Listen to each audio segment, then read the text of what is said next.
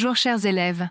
Pour mieux profiter de cet exercice, je vous invite à prendre une feuille et un stylo, prendre votre temps et essayer de trouver la bonne réponse avant de consulter la correction disponible à la fin de la vidéo.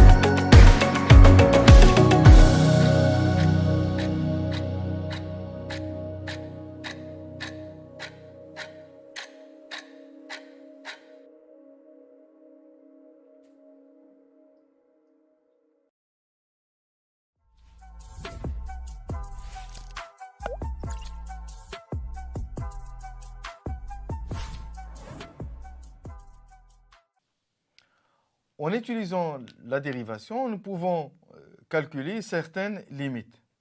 Donc l'exercice suivant va traiter le calcul d'une certaine limite qui peut s'avérer un peu complexe en utilisant la dérivée en un point. Donc je vais calculer la dérivée ou la limite quand x tend vers 0 de l'arc tangente x sur x.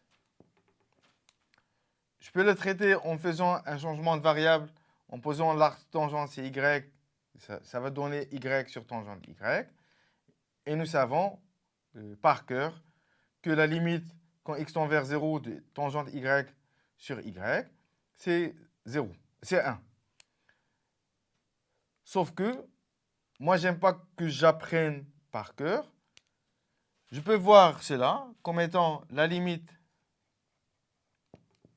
quand x tend vers 0 de l'arc tangente x moins arc tangente 0 sur x moins 0. C'est la définition de la dérivée en un point. F de x moins f de x0 sur x moins x0. Donc cette limite, puisque l'arc tangente elle est dérivable en 0, je peux l'écrire, c'est 1 plus 1 plus x au carré, calculé en 0, qui est égal à 1 sur 1 plus 0, qui est égal à 1. Cette technique, on peut l'utiliser plusieurs fois, surtout sur les formules qu'on essaie de retenir par cœur.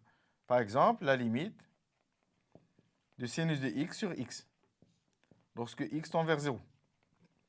C'est sinus de x moins sinus de 0 sur x moins 0, donc c'est la dérivée. La dérivée, c'est cosinus de x au point 0, c'est cosinus 0, c'est 1.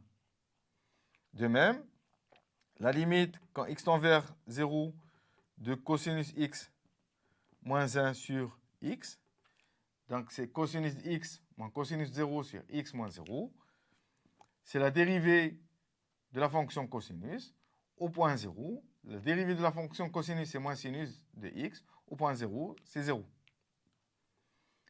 Donc, l'utilisation de la limite, on peut la voir parfois pour le calcul de certaines fonctions comme étant la dérivée de cette fonction en 10 points.